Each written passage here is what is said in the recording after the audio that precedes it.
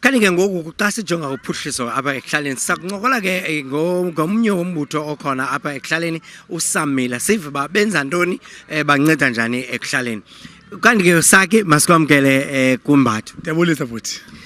uSamila wenza ntoni? Okay bhuti Nkosi, uSamila Gender Counselling and Support Services ubase kwaZet 69 eJama Crescent.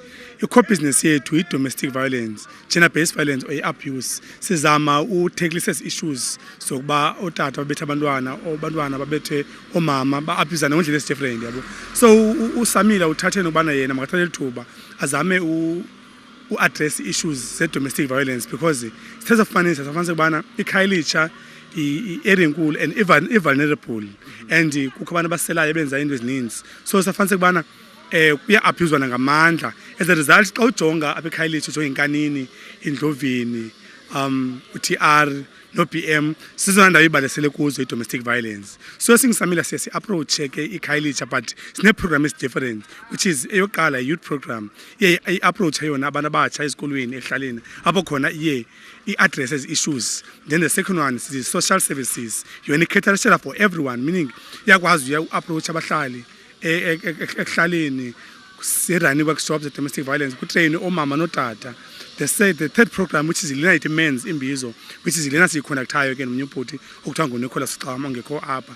Thina English ethethayo lena ke yothi sidilishane specifically notata because siyafanele bona utata bane problems ezinkulu when it comes to abuse. As a result, one of the concerns esiyesifumane xa sirana workshops kwi-community yethu sifanele kubana otata bane common concern is that xa bane problem your report cases at police station abakwazi simply because bayahlekwa ngapolisa kuthiwa hayi xa umuntu ongutata ukwazi bamsumama, so sort of senza amagama rude unyabile into ntoni yabo, so bahlekwe. So apho uSamila umsebenzi wakhe yena ukubana maqinise botata xa bene problems bayakwazi ureporta and at the same time nabo majonge xa besenza endlini izinto bazenza njani, ingabe benza into ngokwendlela right na okanye bayaba abuse omama. So i-approach esithathayo thina sine activities esizenzayo kuMen's Imbizo which yokuqala le ye-workshops esenza kwi-community. Si-recruiter otata kwi-community ikhayelitsha between 15 uyotsho ku-30 sibatrain on i-domestic violence, gender based violence or i-abuse.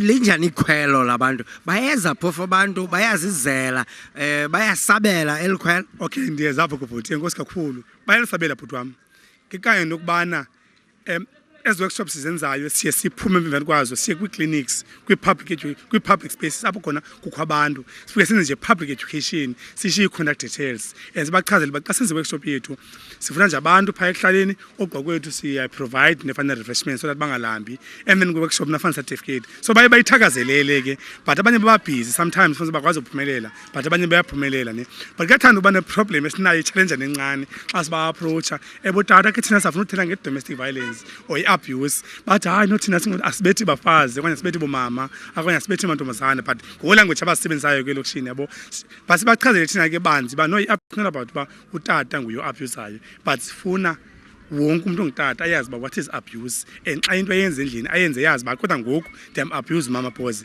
Ixesha elininzi sijonge nezindidi ze-abuse kufanele ba abantu bangotata okanye ekuhlaleni sathina abuse ubetha qha nohlwengula endinyasazi, so siye sizicacise zonke esi-understand that okay xa ndikule meko ndiyadlengulwa. Sake ngenxa yexesha beningathanda ukubuza nangakumbi kodwa ngenxa yexesha masibulele kakhulu ngexesha lakho. Alright, lokho ke besincokola naye apho ngusake usuka eSamila. Uyeva ke into ba bayanceda baluncedo ekuhlaleni baxoxa ngezinto abantu bangafuna ukuthetha ngazo.